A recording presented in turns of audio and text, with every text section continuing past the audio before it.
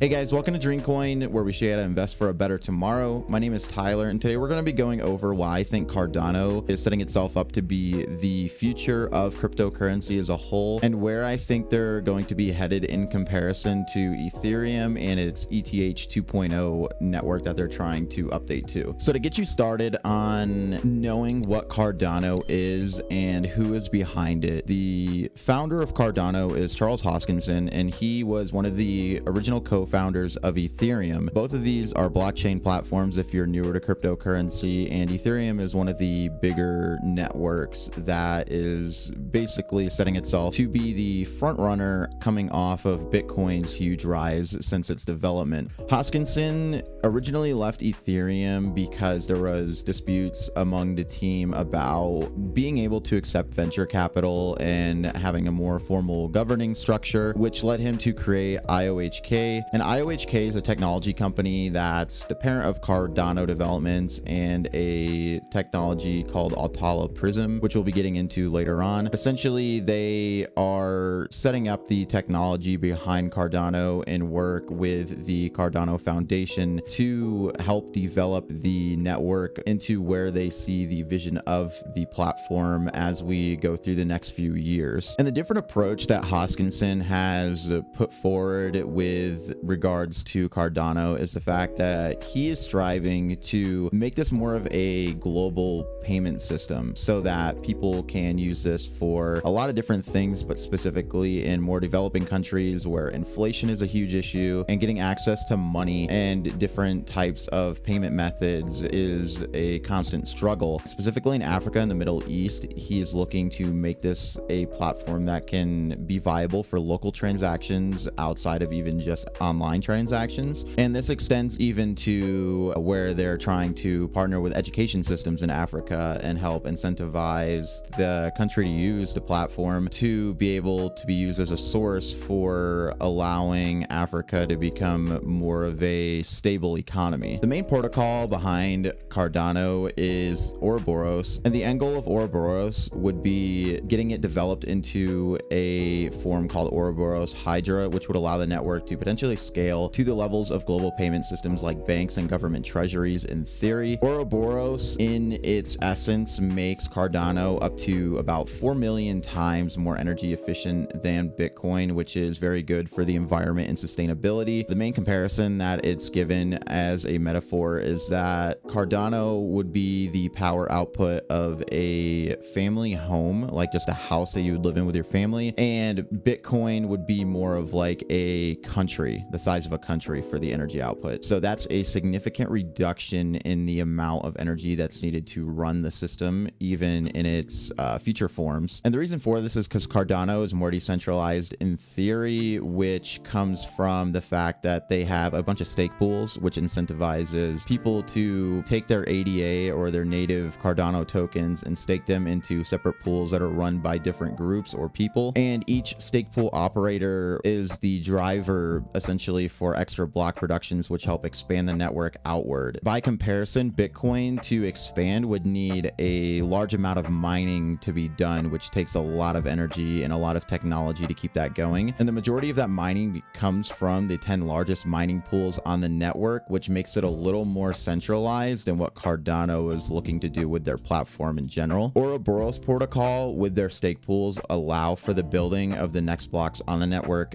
based on the amount that's staked to different pools. So it kind of just sees where the community is driving towards different pools, what kind of activity is happening in different areas of the network. And it uses that through a method of proof of stake rather than a proof of work protocol, which can help develop the blockchain more in different directions. Bitcoin uses proof of work, while Cardano's proof of stake allows participants active in the blockchain to basically build on itself in a theoretically infinite scale, whereas Bitcoin is basically minimalized to the amount of mining that's happened at a current time. The time on Cardano is lined up to a term called epochs, which roughly translate to about 5 days in the real world outside of the blockchain system. And each epoch, there's about 21,600 blocks that are made. If a stake pool is elected to have a block built on their network, it would expand their portion of their network out more, allowing pushing for more to be built in that specific subsection of Cardano. Now, for a quick comparison of different things going on between ETH and Cardano, ETH currently runs with smart contracts, which allow dApps and different types of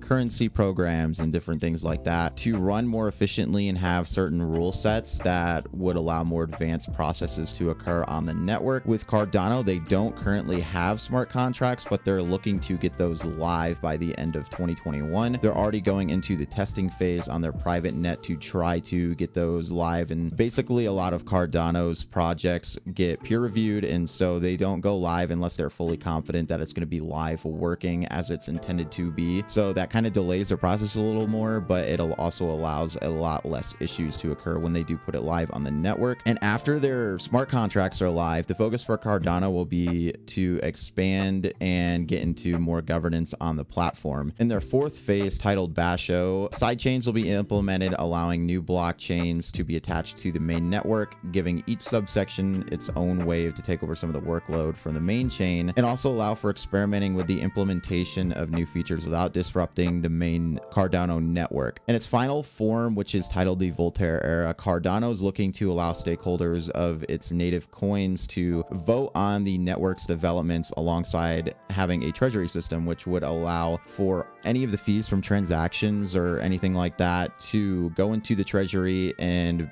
basically be a community fund for developing new advancements on the network in the future. On the other side, with ETH 2.0, a lot of the main developments are looking to kind of set up sharding, which would allow a lot of the different processes to become less attached to the main network, affecting other subsystems, and allow for smaller areas of the network to run their own processes without affecting anything else. This would also improve transaction speeds, where ETH 2.0 is expected to be able to go up to 10,000 transactions per second, where right now it's only currently 30 transactions per second, which leads to a lot of congestion. That's one of the main reasons why ETH is having a lot of issues with high fees and stuff for transactions and different processes. To give you a better comparison of speeds, Cardano is sitting currently about 257 transactions per second, which was compared to ETH being anywhere from 15 to 30. And Bitcoin can only process up to roughly 5 transactions per second at its very peak if it has no issues whatsoever at the current time. But as Cardano develops into its final form, which it would only be on about phase 3 at the end of this year when they get smart contracts live out of 5, they could potentially be able to handle up to hundreds of thousands, if not millions, of transactions per second, allowing it to just be blazing past any of the networks currently with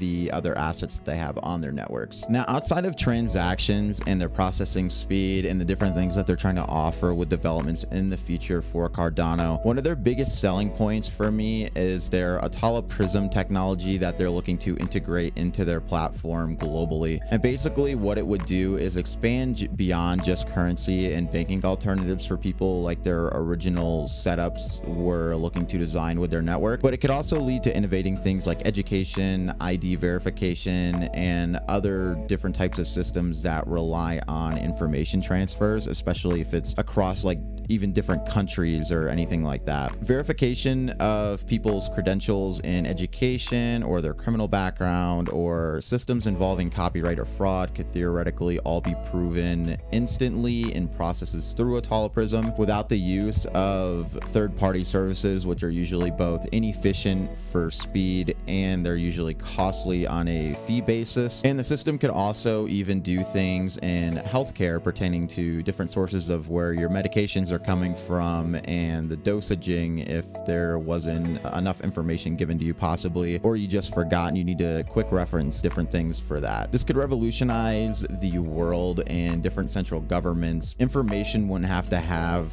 costly waits and time and money to transfer data to other countries and people and businesses, and all of these different entities would be able to verify information with virtually no delay with what they're trying to implement. One of the final things I'll touch touch on is that they did just get recent news on May 17th that they are looking to roll out the ERC20 token converter to Cardano, and they're putting it towards testing it and making sure that it actually works. What this would allow is basically a conversion of tokens from Ethereum. And what this would do is basically allow for the conversion of ERC20 tokens from Ethereum over to Cardano without some sort of weird alternate bridging method. And it would allow for the use of their Plutus system and their smart contracts and different things like that. Basically, Cardano's system would burn the ERC20 tokens and convert them into native tokens on Cardano. And this could also set up for a possible conversion of both dApps and different ecosystems that were set up to be used on Ethereum and have them transferred over just as easily to Cardano to be able to circumvent a lot of the issues that are holding back Ethereum right now. This could also allow transactions to be filled at smaller fees and at a quicker rate as compared to the Ethereum network as it currently stands. And they can also do a reverse process where they can burn the Cardano native tokens and convert them back into ERC20 and send them back over to Ethereum. So it works both ways, and that's what they're trying to test, is make sure that everything works as it should both ways before they implement it live. This would all be done through SingularityNet, which would facilitate the process of replacing and bridging the AGI tokens that they currently have, and they'll be converting those AGI tokens into AGIX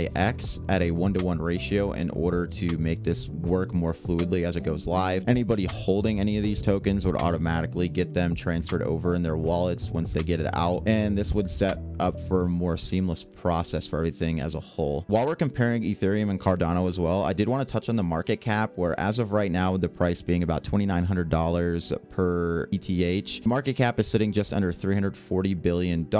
And this is obviously significantly more than Cardano is currently sitting, where they're at $58 billion for their market cap, but their fully diluted market cap would be $81 billion. And so what this sets up is we could do a calculation to basically see what the price of Cardano would be if they were to match or even exceed Ethereum's market cap. And if we got up to where Ethereum's market cap is, Cardano would be roughly priced about $10 or more, depending on how their tokens change over time and going into the future. But as of now, this sets up a pretty nice bullish price point for Cardano, where they could see an easy rise to $10+ over the next couple of years, especially as they get smart contracts live and a lot more developers look to expand to other platforms, or maybe even just want to get on a network that they feel is doing a little more for what they're trying to do with their different visions. And I could also see a lot of the market cap shifting from Ethereum to Cardano if Cardano can implement all of their features correctly, because a lot of the developers and people that are doing transactions on Ethereum could also be jumping ship to Cardano as a whole, leaving Cardano to take a big chunk of the market share in the cryptocurrency industry. And the final thing with Cardano I've been noticing is that there's a lot of unique projects that are being developed on them already. Even though they don't have smart contracts live, there's a lot of developers that are already developing things to implement with smart contracts as soon as they go live. One of them in particular is a project called Cardania, and Cardania is basically an ecosystem set up in Cardano, which would have a few different functions, but essentially their plan is to implement different versions of virtual land that you could own. You could own NFTs that are developed by Cardania that would essentially be card packs for their trading card game of Cardania, but also that can be used in different elements of their ecosystem as well. And they have their own